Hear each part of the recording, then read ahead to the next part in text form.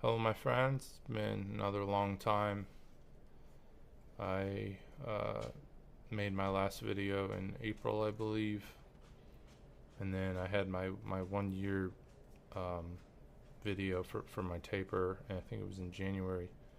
The past 3 to 4 months have been really rough for me, and I'm gonna get into it. I'll kind of go through this as fast as possible. But between late January and mid March, I started developing really strange symptoms, and I thought it was maybe because I was overworking myself, and I was feeling pretty good. If you remember my 1 year video update, I was feeling uh, good in a lot of ways, and I was working a lot. And but yeah, it was sometime around late January to early mid March that I got all these strange symptoms, and I thought maybe I was overworking myself, or it was just stress. But things started to get worse and worse.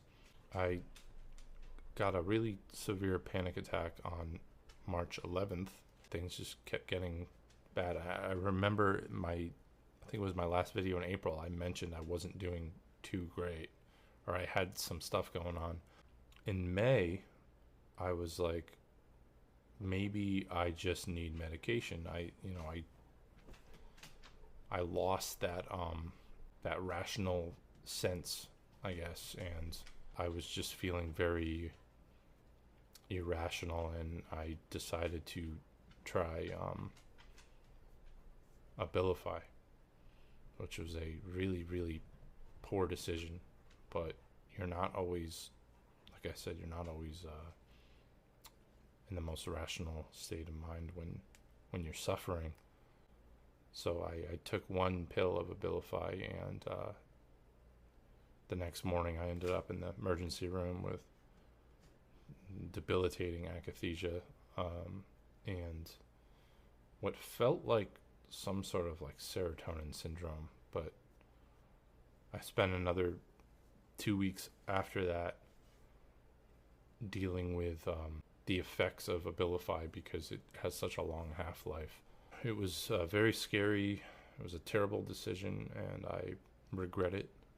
It gave me horrible, horrible side effects, and it was terrifying. But not only that, my symptoms never went away, even into early June. So I was seeing my doctor, she's a doctor in upstate Connecticut. She does like integrative type stuff, and Igor's in the back.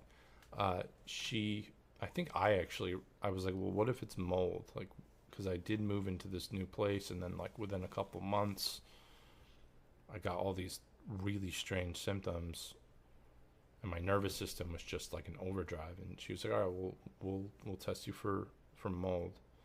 And I also tested the house I was living in, and I say was because I have moved out. But yeah, I tested the house and myself, and both came back very, very bad for mold toxicity. When that came back, I couldn't even go back into the house to clean it out. My wife and my family and friends all had to go, and we had to throw away, like, I don't even know how many things we had to throw away. 60 to 70% of our stuff. I'm living back at my parents'.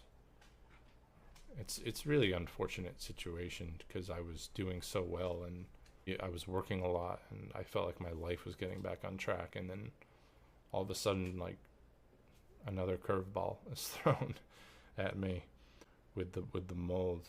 If anyone has ever dealt with mold toxicity, it's pretty terrifying.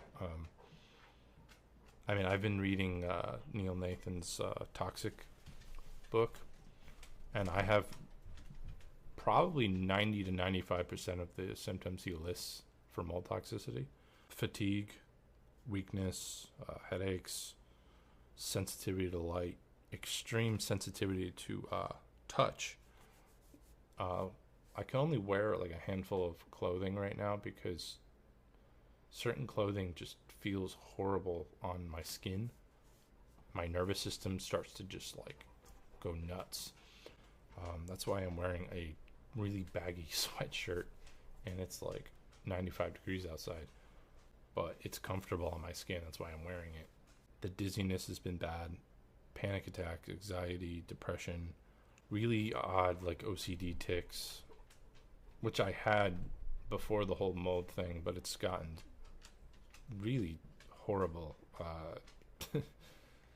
Yeah, like at night, especially when I'm trying to sleep, it's like I'm constantly just like tapping my body and applying pressure, and which is also akathisia in a way. But yeah, it got so bad with the mold. I'm not going to sugarcoat it. The past three to 4 months have been complete hell, and it's been depressing. It's been very hard financially for the whole family. Not just me, but for my parents, my wife, my kids, extended family. Mold is. I think the house that I grew up in, that I didn't move out until I was like 30. I was there in and out of that house a lot over the years, but I'm pretty sure that house had mold, because a lot of the things I'm dealing with now I dealt with when I was in that house, and we could never figure out what was going on. We thought maybe it was Lyme, and I do have chronic Lyme, but yeah, this is just different. My gut is just so messed up. Microbiome. I've been taking B vitamins, but I also have my mast cell activation also went crazy. Histamine intolerance. Just trying to keep my body calm. It's just really, really difficult. But the plan right now is to take one day at a time. I started B vitamins a couple weeks ago. The hypersensitivity was really bad, so I stopped them, and I started them again yesterday. I started a probiotic today, but I'm taking like I don't even know, 1/4 of it maybe, not much of it, just to ease into it. I react to like every supplement that I take. It's crazy. But yeah, things have been extremely difficult. Mold is I'm new to this whole mold toxicity thing, and I'm sure a lot of people who have followed this journey of mine maybe have dealt with mold themselves. It's something that I don't think is really talked about enough. And I'm gonna start like a binder, but I gotta get my nervous system, my body into a more of a calm state before I do that. I've been doing infrared sauna, just like short sessions, doing a lot of light detox type stuff. But being out of the house now for 3 weeks, I'm not as bad as I was when I was in the house, but I still have terrible symptoms every day. Shortness of breath is another one. Like I said, it's been really, really rough, and I guess I'm just thankful in a way that we got it when we found out what it was when we did, because I could have still just been living there, just the mycotoxins, like everything. I just wanted to give everybody an update. That's kind of why I haven't been around for a while. I've just been dealing with this, and it's a lot. It's a lot. Like I said, it's a lot mentally, emotionally, for everybody, not just me. I know that there are a ton of people who have dealt with this, and they've also had to throw away like all their things, and it's kind of heartbreaking in a way. But I'm gonna deal with this. I'm just gonna deal with this curveball that I've been thrown, and that's the situation. There's nothing else I can do about it. I'm not gonna mope around and feel sorry for myself. I'm just gonna try to do the best I can every day, even though it's very difficult and I'm suffering. And I've got a great support system, luckily, and not everybody does, and I'm very, very grateful for that. I'll keep updating you guys on how I'm doing, for sure. I hope everyone is doing very well, and I will Talk to you soon.